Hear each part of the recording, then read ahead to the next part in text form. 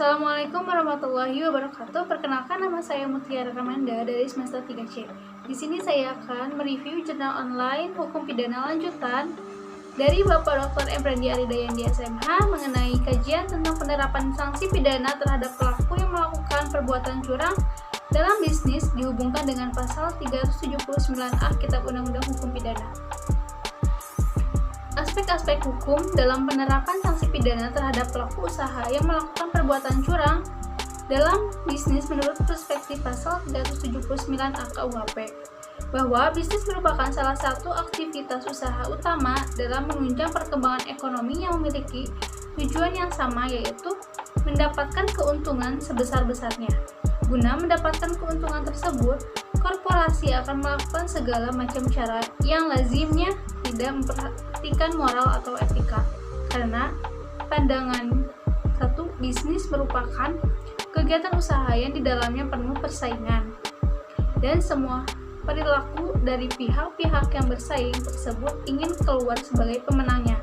Kedua, bisnis adalah asosial, dan tiga, bisnis yang dicampur adukan dengan moral akan merugi dan tersingkir dengan sendirinya.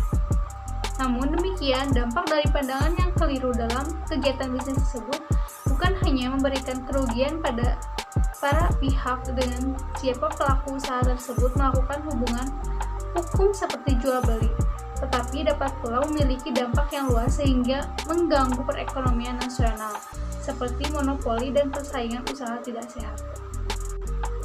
Guna melindungi pengusaha dari perbuatan curang pelaku usaha lainnya, instrumen hukum pidana mengaturnya melalui pasal 379A KUHP dengan pidana penjara paling lama 4 tahun terhadap siapapun yang menjadikan sebagai mata pencaharian atau kebiasaan untuk membeli benda-benda dengan maksud supaya tanpa dengan pembayaran seluruhnya, memastikan kekuasaannya terhadap benda-benda itu untuk diri sendiri maupun orang lain. Faktor-faktor penyebab pelaku bisnis melakukan perbuatan curang yaitu yang pertama, secara intern, didasarkan karena lemahnya sumber daya manusia, sikap atau rasionalisasi untuk memberikan tindakan fraud, kurangnya kesadaran moral, utilitarian atau moral yang berkaitan dengan memaksimumkan hal terbaik bagi orang sebanyak mungkin. Selanjutnya, menurunnya formalisme etis atau moral yang berfokus pada maksud yang berkaitan dengan perilaku dan hak tertentu, pandangan yang salah dalam menjalankan bisnis di mana tujuan utama bisnis adalah mencari keuntungan semata bukan kegiatan sosial. Yang kedua, secara eksternal, faktor penyebab atau alasan pelaku usaha melakukan perbuatan curang diantaranya itu yang pertama, ketentuan peraturan perundang-undangan yang belum memberikan perlindungan hukum secara maksimal terhadap pelaku bisnis yang merugikan. Selanjutnya, lemahnya pemahaman penegak hukum berkaitan dengan kegiatan bisnis.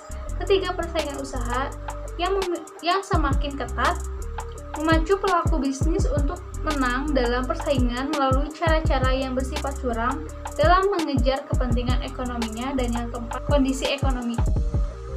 Penegak hukum terhadap pelaku bisnis yang curang adalah proses dilakukannya upaya untuk tegaknya atau berfungsinya norma-norma hukum secara nyata sebagai pedoman perilaku dalam lalu lintas atau hubungan-hubungan hukum dalam kehidupan bermasyarakat dan bernegara. Penegak hukum oleh lembaga penegak hukum didasarkan pada prinsip nullum dilectum nulla poena sine pravena leg poenandi atau asas legalitas, sebagaimana tercantum pada pasal 1 ayat 1 Wetboek van Sahrecht atau lebih dikenal dengan Kitab Undang-Undang Hukum Pidana, yang artinya tidak ada suatu perbuatan yang dapat dipidana atau dihukum sebelum ada undang-undang yang mengatur perbuatan tersebut. Adapun proses dan mekanisme penyelesaian perkara pidana termasuk perbuatan curang dalam kegiatan bisnis menurut KUHP dilakukan melalui 1. Tahap pemeriksaan di tingkat penyelidikan, kedua, tahap penuntutan, dan yang ketiga, tahap pemeriksaan di sidang pengadilan. Namun, tidak selamanya proses penegakan hukum terdapat pelaku bisnis yang curang dapat diwujudkan melalui penerapan pasal 379A KUHP. Meskipun unsur-unsur tindak pidananya telah terpenuhi seperti perbuatan itu dilakukan sebagai mata pencaharian atau kebiasaan. Namun demikian, lembaga penegak hukum tidak menindaklanjuti lebih jauh sehingga tujuan hukum dalam memberikan kepastian hukum bagi para pihak yang terkait belum dapat diwujudkan. Sebaiknya aspek-aspek dalam pasal 379 AKUHP harus lebih diperhatikan untuk ditindak oleh aparat penegak hukum agar sesuatu yang menjadi mata pencaharian tersebut termasuk kegiatan yang melawan hukum. Sebaiknya para pelaku usaha dalam melakukan kegiatan bisnis dalam hal ini jual beli dilandasi dengan etika bisnis.